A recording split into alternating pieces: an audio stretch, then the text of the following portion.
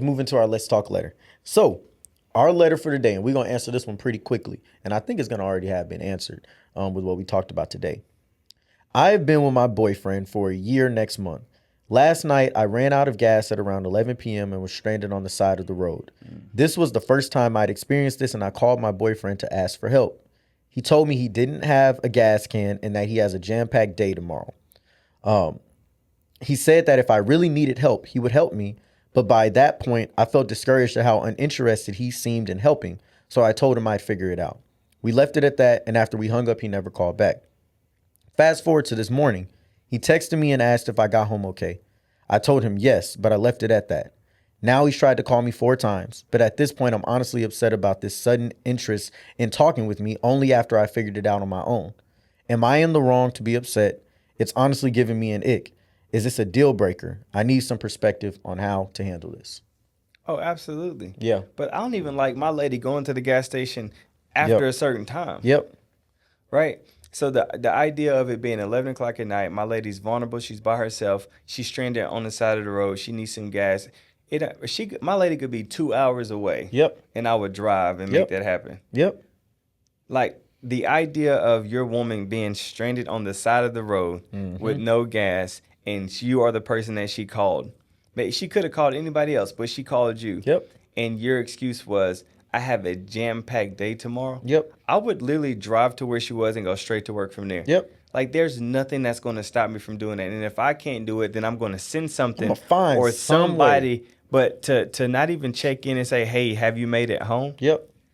Like, anytime, if my lady were to come to my place on the weekends and I peep her gas tank and it's low, I'm going to already go fill it up. Yep. On her way out, I'm going to say, hey, meet me at the gas station. Yep. I'm going to figure it. I don't need you being in that situation. Yep. So I truly believe that that's not even the man you're supposed to be with.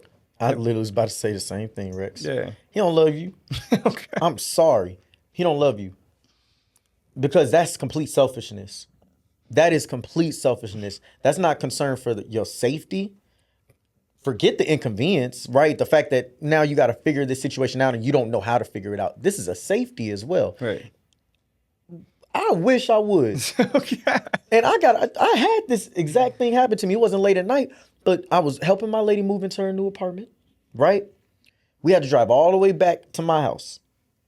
She ran out of gas. Keep in mind, I told her earlier in the day, she said, I'm kind of low on gas. I'm like, babe, when we pull out from this storage unit, because we had to go different ways real quick, I said, make sure you stop and get gas before we head to your apartment. I'm assuming she got it. Yep. Shouldn't have assumed. Yeah. I should have asked her again. She didn't get that gas. She hopped back into the car. She driving. We're almost to my house. We're probably about 10 minutes on the highway. I'm in front of her. She calls me. She's like, babe, I ran out of gas. I'm like, what you mean you ran out of gas? I look behind me in the mirror. Her car not even in. I said, what in the world? Keep in mind, I'm pissed. Yeah. As mad as I am. You're going to fix it. But I'm going to figure this out. I'm going to take care of this. Went to the house, got a gas can, had to run to the gas station, fill it up, held the gas tank out the window because it didn't have a proper top, so I didn't want it to spill. So I had to hold it out the window. It's raining. She in the fast lane, barely in the shoulder. I tell her, go get in the car. So when I pull up, she not even standing outside. Just go get in the car. Yeah. Get in the other side, put the caution lights on, just wait. Pour this gas in here, praying I don't get hit by one of these cars. And yeah, I'm pissed. I'm upset, I'm annoyed, I'm all those things. But at the end of the day, her health, her safety, and making sure that she's taken care of comes before all of that. Yeah. I can get through all that. But the lack of dependability she would have in me, that's not something that she can get through that simple. Yeah. I can get over that. That's going to be a scar that now I'm going to have to rebuild if I don't show up in this situation. Yep. Yeah, I had to have a talk with her about the fact that you have to be more careful and aware of certain things, to not put yourself in these situations. You like to ride on E, you got to do things a little bit earlier. Yeah, we had that conversation. I was able to hold her accountable. But there would be no conversation about accountability that could be had, no reasoning, no understanding that could be had if I didn't take care of her in that moment first. Thanks. Do what you got to do. Take care of the people that you love. And if you can't do that, brother, get out of a relationship. Yep. Leave them. Yeah, leave them. Like we said early in our couple podcasts, treat her like God handed her to you himself. Yes. and that's it. Yep. It's that simple.